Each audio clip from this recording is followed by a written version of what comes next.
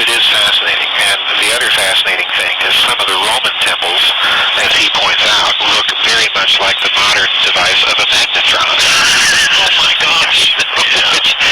which is another piece of very sophisticated recent technology. It emerged during World War II. And to find the same sort of geometry and design in these radio resonant temples is just a little too much. Yeah. Oh. Yeah, it is fascinating. Yes, utterly fascinating. Okay. Professor Henny Frank. The Rothschild Nimrod connection.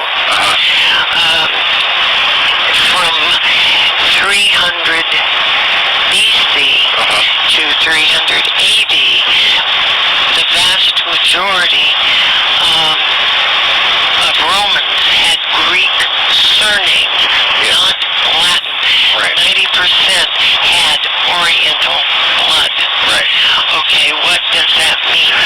All right. This is something that I go into in Babylon's Banksters because it's a crucial part of the connection between the ancient banking class and the modern one. Yes. Because what happened in Rome was when the Roman Empire expanded into the Middle East, into Mesopotamia, and absorbed those regions, many of those people were brought to Rome, to Italy, to the suburban provinces of Rome, okay, right there in Italy, as slaves. Yes. Okay? Now, the Roman practice of slavery was, in some respects, very similar to the Southern practice in this country before the Civil War, in that the slaves were usually those responsible for running the household, for administering the household affairs for these very wealthy Roman families, and oftentimes were responsible for the education of the family children. Okay, so in other words, these were not illiterate people by any stretch of the imagination. But in addition to this, the Roman practice was, on the death of the slaveholder, many times they would subject their slaves to manumission. In other words, they'd free them. And once they were freed, then they, of course, became Roman citizens.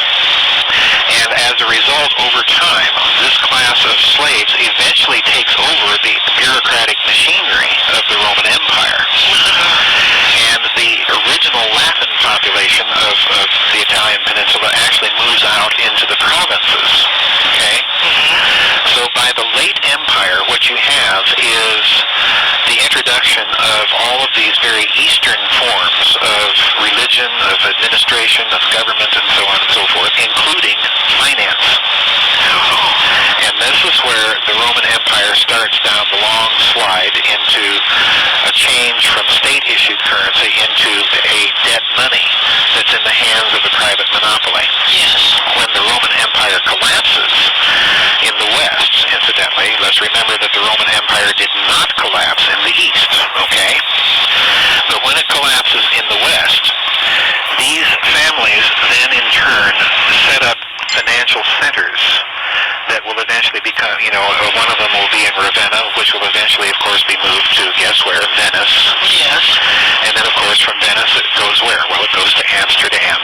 Yeah. And from Amsterdam it crosses the English Channel with the Glorious Revolution, and ends up in England, So, in other words, you can trace a direct influence of not only the concepts that are coming from Mesopotamia of a private banking monopoly, but you can actually trace the movement of that monopoly and a certain kind of class of people that are behind it. So let's go to the Rothschilds. Yes.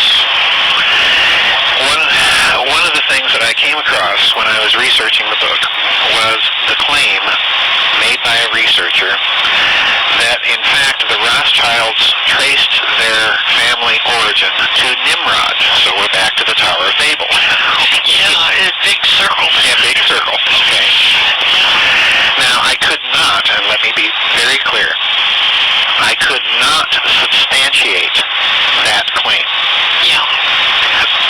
But I did find out that there Jewish Rothschilds born, males, that were given the name Nimrod. So, we have present in this very Jewish family a very un-Jewish name, un-Jewish name of Nimrod in some of their male offspring. And then, okay, I thought, well, gee, that's kind of weird. Yeah. And then I investigated a little further, and I discovered that the Rothschild Group, investment group, has a fund, an investment fund, called the Nimrod Fund. And Nimrod is spelled with an E rather than an I. Okay? So, there appears to be something up with that family.